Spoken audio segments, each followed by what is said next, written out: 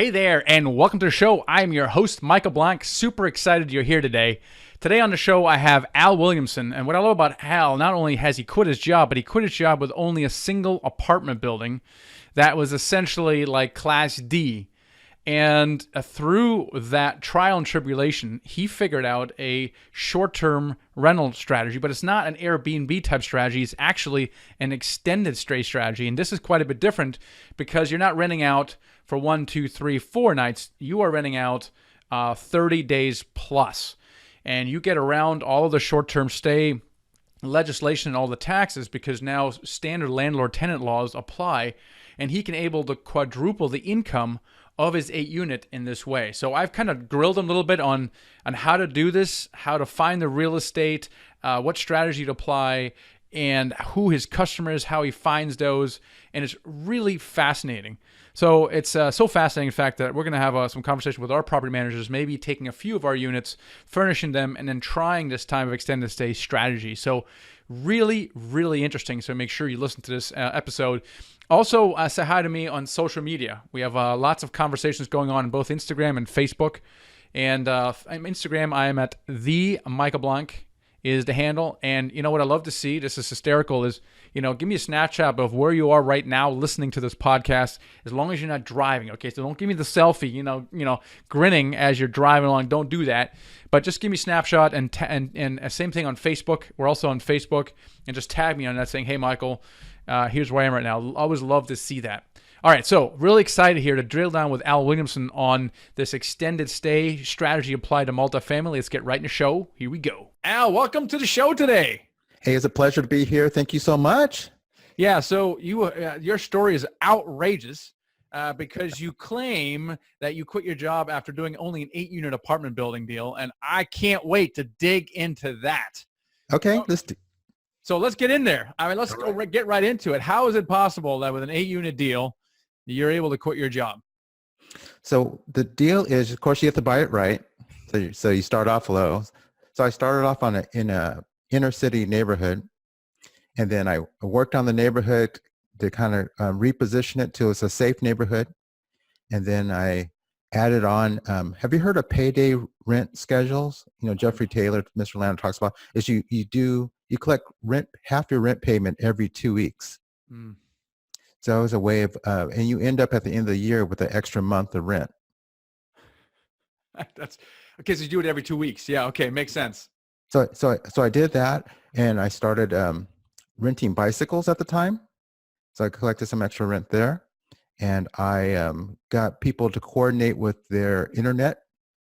So I created an internet association, and I was able to cut everyone's internet cost by half and collect some of that benefit myself.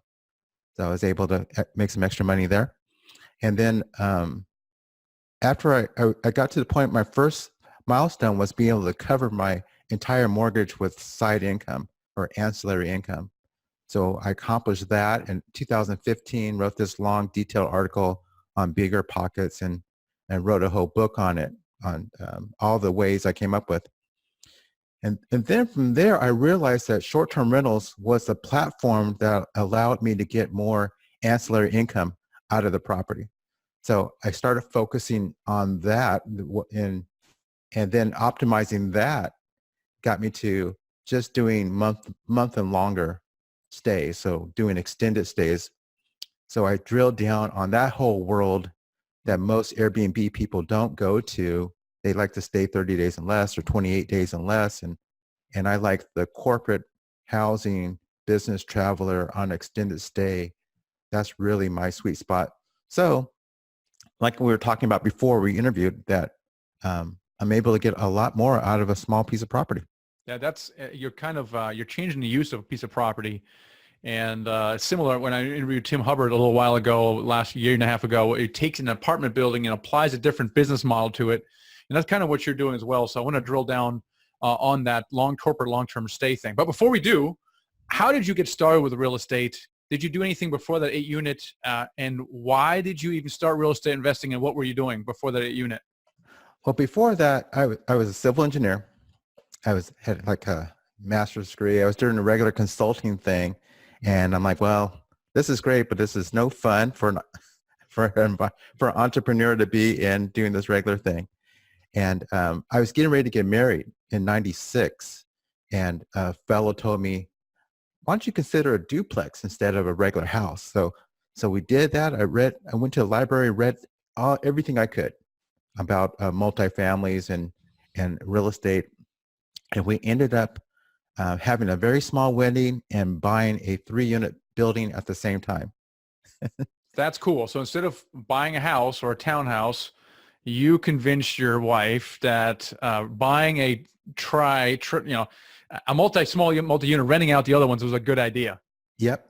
And then I had to do even more talking to squeeze her into the smallest unit. So you can rent out the bigger ones. That's pretty cool. That's it. Were you able to cover your mortgage from that? Did you have a little left over, or how did that work out? Almost. The way we bought it, it significantly defrayed our costs. I think we were like $400 out of pocket per month, covering everything. Nice. So that was good. But the thing I noticed doing that is that if I wanted to maintain the property, that I was losing all my profits. Because if I wanted to keep it up, and I was doing work myself, and it was very good, but it wasn't like what I had inked it on a piece of paper. Yes, that's one of the fundamental problems with smaller properties is you're going along 2-3 months, and then some pipe bursts, and you're out $800. You're like, darn it. Yeah, that's pretty cool. So you house hacked, and by the way, there's a good number of people who started that way. And so that's great that you're able to do that, and you kind of get the real estate bug a little bit. And then, like, did your mind start turning after that? What did you do after that? Oh yeah, after that, I was like, okay, I want to get a whole bunch of these things and keep going. And I was very meticulous. I was being Mr. Engineer. I was trying to do as much as I could myself, and it just wasn't penciling out the way I was doing it. I found I was working all the time, and my net was the depreciation and the wealth building was great, but the cash flow, like for example, my wife said, "Well, why can't we go on vacation?" And I was like, "Well, it's because I'm using money from my engineering job to maintain the property." Yeah. So I had to admit that, and that's what started the quest of collecting ideas of additional income streams, because I felt bamboozled a little bit, because people don't talk about the cost of maintenance and tree roots and rooters and a water leak can take your whole, and a paint job can take your whole year's profit from you if you want to maintain the property. Yeah, and that's fundamentally, like I said, the problem with single-family house investing and even small multi-units. It's just that the income can be a little lumpy because of that exact thing. Now, At what point did you get into this 8-unit? What had you done up to that point? Well, the 3-unit thing quadrupled on me in value. Nice. So I caught the wind because it was in an area that was going through a neighborhood improvement effort. So that's what really took it up and allowed us, and the neighborhood got better. We were able to charge more for rents, and so everything turned around. So we said, let's do this again. That's really what we do. Because our goal at that time when we got married, we, like all young people, we wanted to be millionaires. Of course. On paper. So on paper we were, and we didn't really do anything. We just caught the uptick in the market, and we thought we were smart. Yep.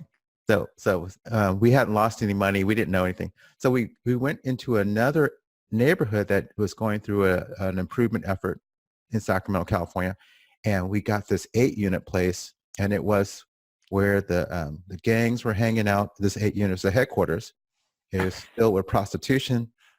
That laundry room could talk. There's a lot of things going on, and we had gun activity as well. So I purchased that building. That was the biggest building. And you and your wife thought this was a good idea to buy this particular building. Yes. Fantastic. Yes, because the location of it was amazing. Oftentimes good and bad neighborhoods are separated by just one street. Mm-hmm. And all you have to do is fix that street, and you kind of move the border. The border. Okay, so because you mentioned it by the by earlier, just a few minutes ago, yeah. I fixed the neighborhood, and I'm like, wait, hold on. It's like, how did you fix the neighborhood, Al? You exercise leadership and get because everyone wants it, and especially if you're in a rental neighborhood, all the landlords want it. They want it better. They just don't want to put in the effort. And they'll write you a check, but they don't want to be involved in it, really. They want to be passive. And so I found myself where I had to just connect people, and they will do things. If it wasn't too much effort, they'll definitely write you a check. The politicians wanted it. The police wanted it.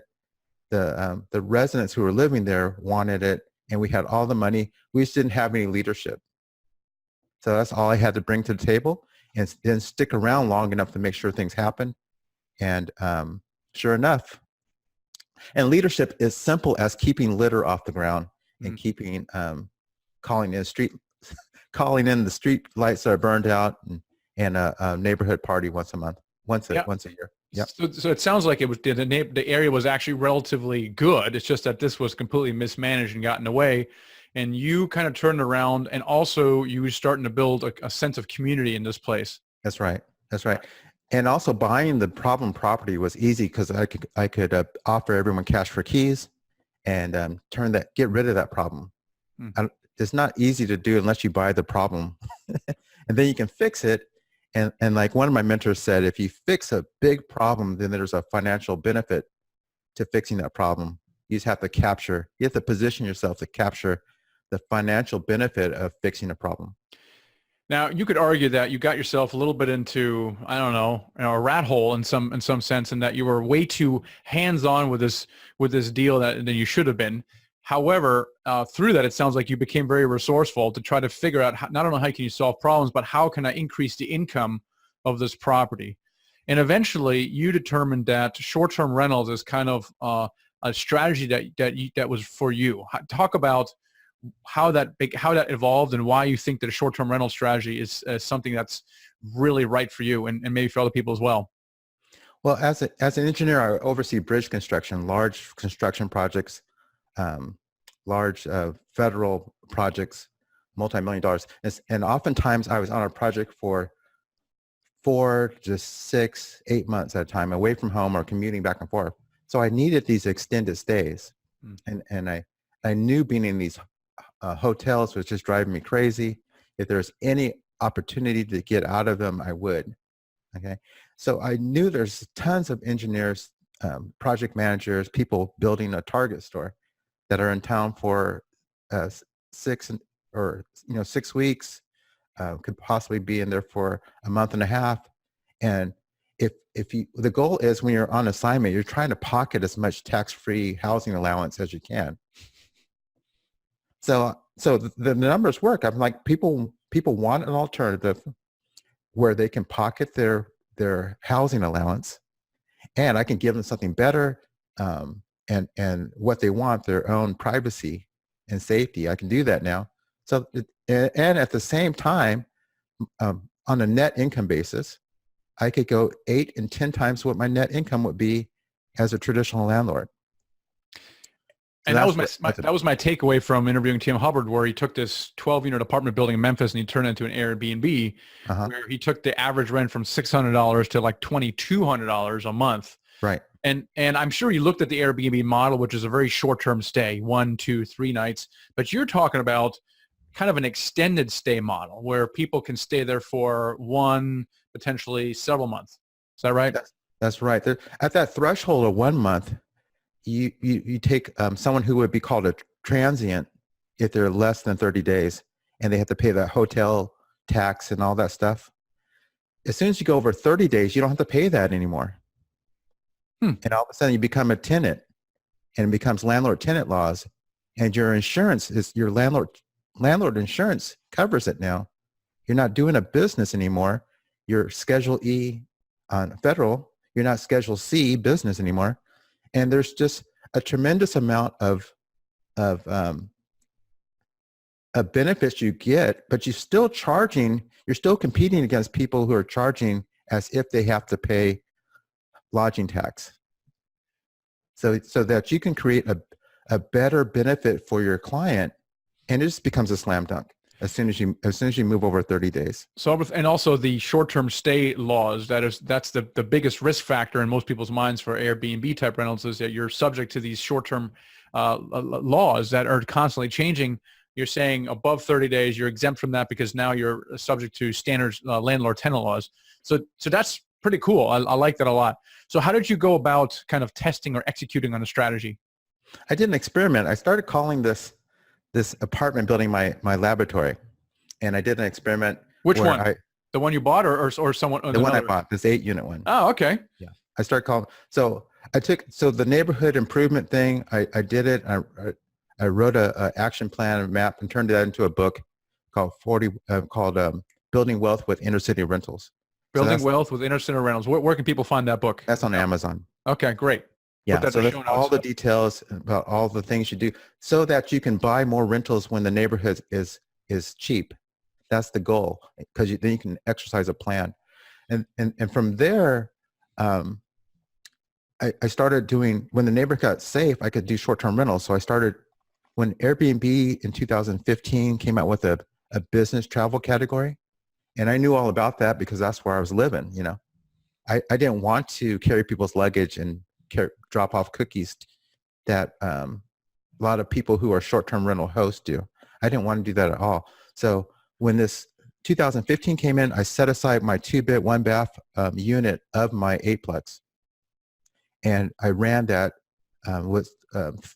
start off with doing short stays and doing 3 to 4 of them a month. And that was really good. But you remember school, after you finished finals, you were just worn out. You may have done an excellent job on your studying and excellent job on the test, but you're just fried out. That's the way I felt. So I started going for 1-month stays, longer stays. And then I discovered all these benefits when I looked at the net incomes. I was like, the net income is about the same because I don't have to pay extra insurance. I don't have to deal with all the paperwork from the city. I don't have to deal with transient taxes anymore. It was great. And the income is more consistent too. It was more consistent. Less work. And the same net, nearly the same net. It was within the standard of deviation. It was nearly the same. But personally, the tax on me was so much lighter. So from there, I started, as I started optimizing everything for a longer period of stays, longer term stays, I started getting longer term stays. And that's how I got to 3 and 7 month stays. And those are just a pleasure. And I mean, it turns out that these 7 month stays, especially when you pay yourself for your time, these 7 month stays of furnished rentals is more profitable than doing these frequent stays per month. So I got to ask, because Airbnb typically works best for where people want to be, and it tend to be a little bit nicer areas, right? Why is this working in an area that is maybe not as nice? Or maybe maybe I have it wrong in my mind. Maybe it is actually nice by this point. But in other words, what kind of property, what kind of area does this work for best? Okay, that's a great question. So I want to expand things a little bit before I answer that. I don't compete. My person I compete against is not Airbnb. It is Extended Stay America. That is my sole focus. I compete against Residence Inn by Marriott and Extended Stay America. That's the only thing in my mind. If they're physically in town, then and I can provide something better than them, which I can. My goal is to take their customer base from them.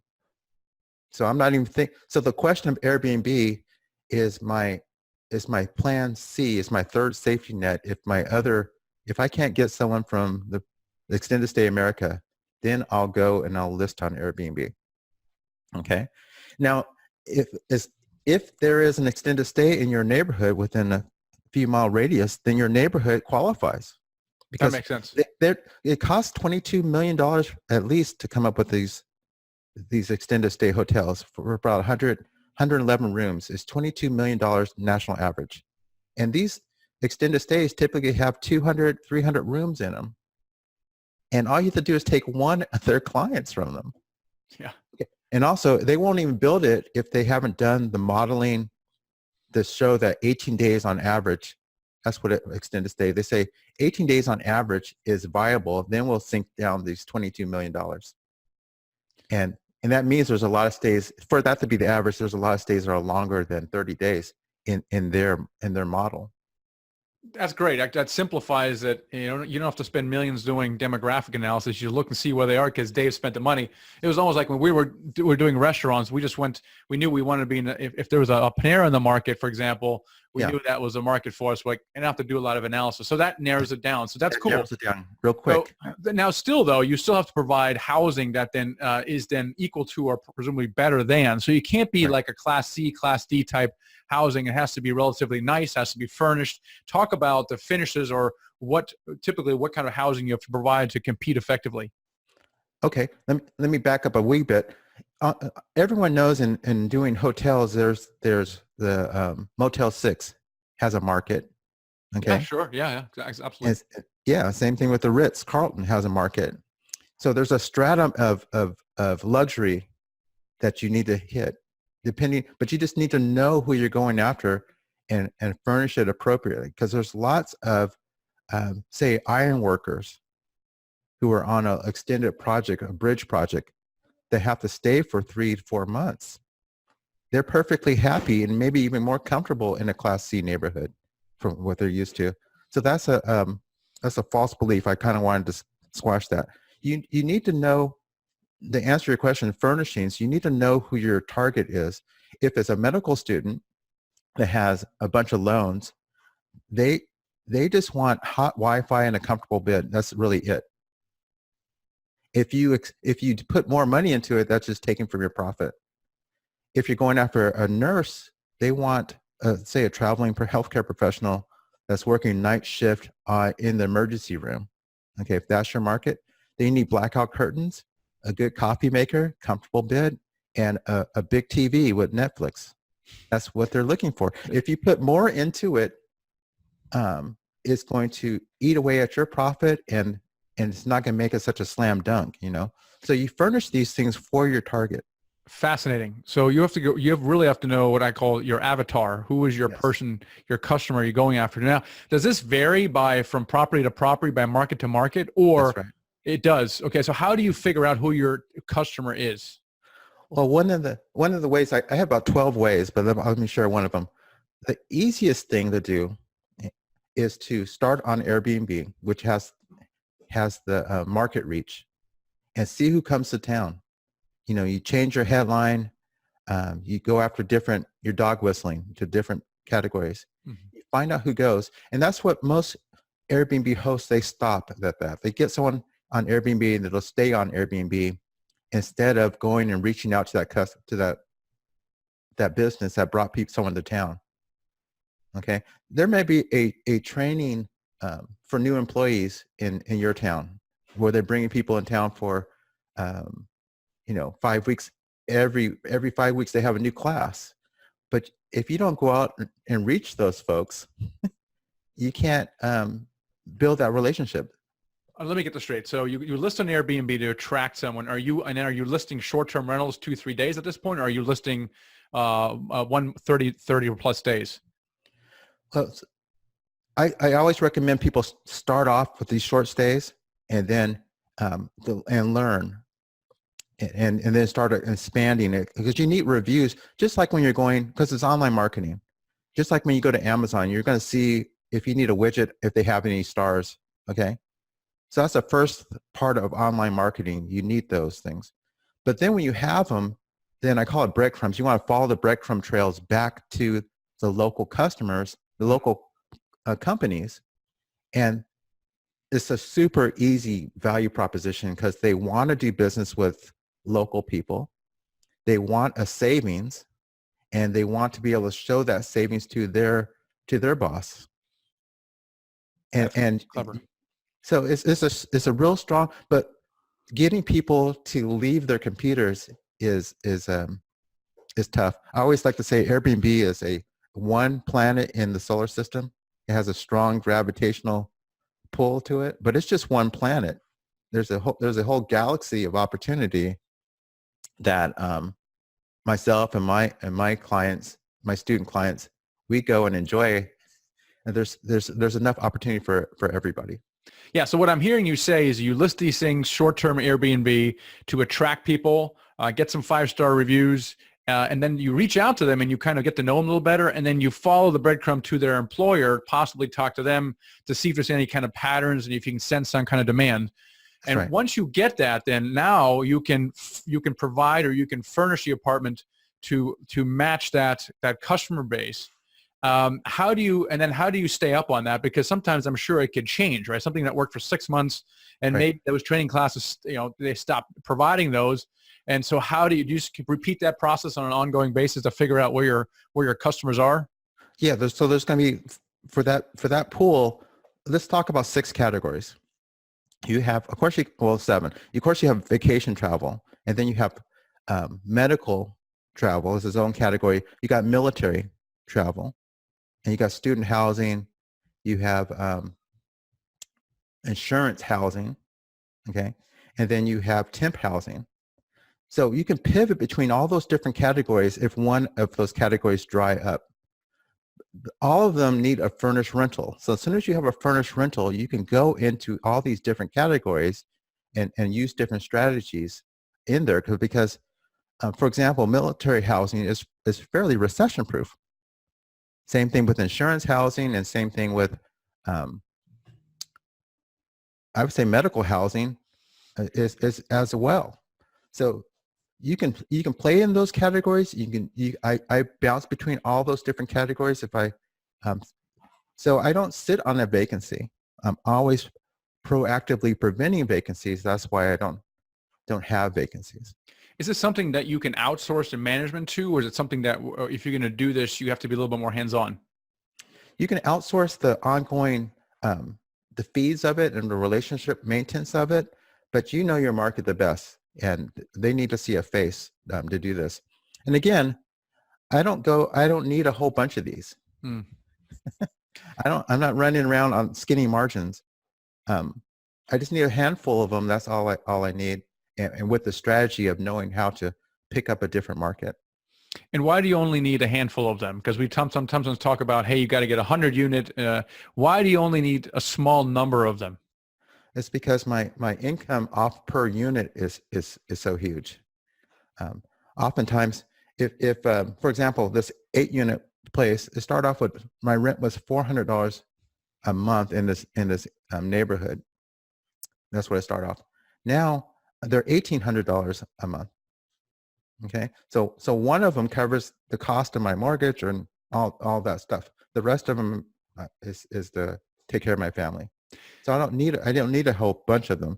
And if for example, there's a strategy of rental arbitrage, where people may rent one of your units, Michael, and then they convert it into a short-term corporate housing. Okay, so where they pay you each month, but they're making about twice or maybe 3 times more than they're paying you. The difference is that you are stuck with the maintenance of the property. And like we talked about before, maintenance was the thing that was wiping me out.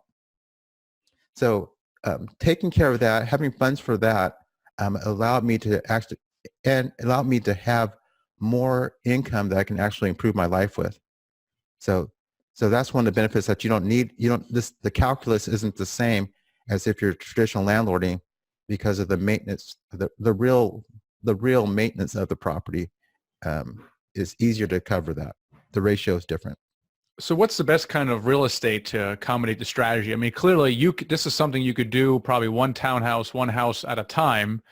And you tested it first with an 8 units. Like if you had a magic wand, what would be the ideal piece of real estate that you would buy? It'd be if you were my brother-in-law, it would be right next to your business, so that you can feed your customers to me, or the people that you're bringing in town. So it's all about relationships, and it's all about location that you can provide, and of course the financing.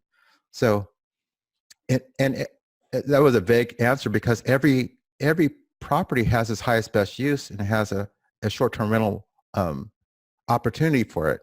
It might be different. One house may be perfect for military housing, and the other one might be perfect for a a business, a project manager, one bedroom project manager who's coming into town to build a bridge. So everyone has their own opportunities. It's all about that margin above. Everything is relative to what the market rent is for a regular landlord. Okay, so if I was in a Class A neighborhood and their rent as a landlord was comparable to the extended stay rent, then it's not going to work there. Okay, so I wouldn't want to do that. I wouldn't want to use this business model there because it has to be a margin above what a traditional landlord can earn.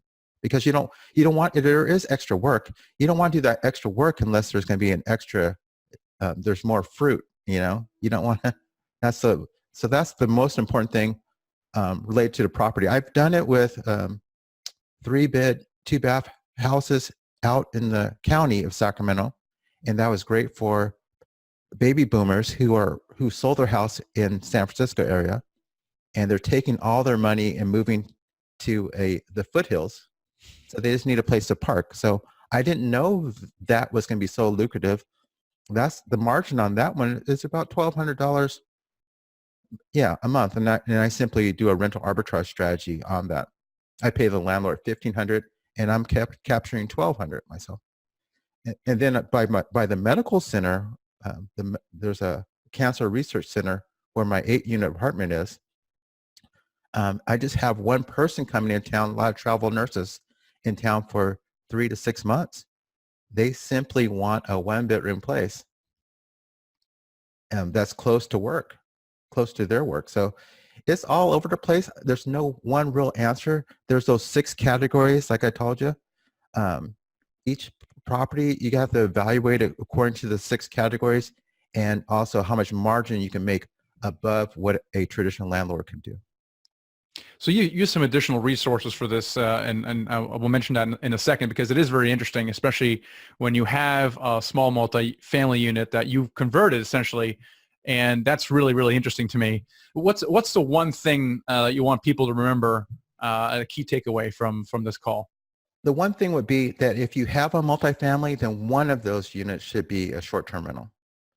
You gotta. There's money on the table that you're not going to find unless you furnish a rental, at least one, and explore that market. And I think that puts you in a safer position, and it changes everything for you if you do that. It's one of those things where it's a conversation to have with some of our property managers. Hey, do you want to try some of this stuff? And I remember it was a property we looked at in El Paso recently, and they had, I would say, about 40% of their units they rented furnished. That was part of their, and because it was a heavy military apartment buildings, and that's where they made a significant amount in the furnishing and renting out the furniture, and they've adapted in this way. So it's definitely, sometimes you just get into and your property manager is just cookie cutter. They just kind of do whatever they've always done. But what are we doing like you did? How can we become more resourceful? And this might be a great thing to try. So I might have a conversation with our property managers going, hey, just take a few of these, furnish them, and see what the market will bear. You have some additional resources for people who want to know more about applying short-term rental strategy to multifamily real estate. What's the best place for people to find that? There is my new site is called ExtendedStayLandlord.com, and it has a 6-step pathway to help people who are trying to get into extended stays, go beyond Airbnb and get into extended stays. That's fantastic. And we're going to put that in the show notes as well so that people will have a chance to find that. That'll be michaelblank.com/session 178 will be the show notes. So Al, thank you so much for being here on the show and sharing this really interesting strategy with us. Hey, thanks for having me. I appreciate it. And wasn't that interesting? And I spoke to Al a few weeks ago. I was like, man, this is so interesting. I always love new ideas, and I wanted to bring him on the show and share it with you. So check out his resources he has on this extended stay idea as applied to multifamily. Leadinglandlord.com is one, and ExtendedStayLandlord.com is the other. And again, this is all in the show notes at themichaelblank.com/session 177.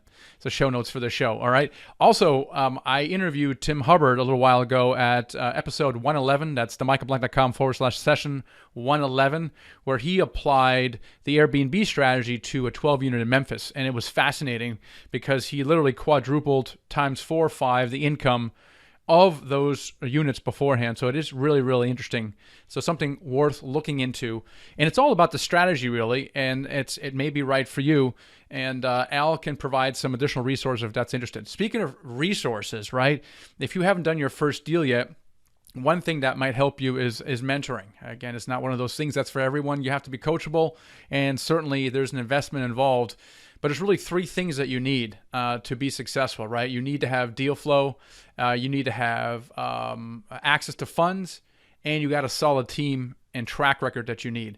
And that's something I'm really excited about our mentoring program, is that we help you accelerate all 3 of those. So if that's something that you think might benefit you, check us out at themichaelblank.com/mentor and schedule a free strategy session with us to see if it's right for you. All right, guys, hope you found that useful. Catch you guys next episode. All right, I hope you enjoyed that. Now, as the next step, download this ebook right here, okay? When you've downloaded that, make sure you also subscribe to my YouTube channel, because then you can get all of the videos that I release as soon as I release. So make sure you subscribe to the YouTube channel right now. Click on that right now. And then also make sure that this is the next best video to watch, is this one right here. So hope you enjoyed that. I'll catch you next time.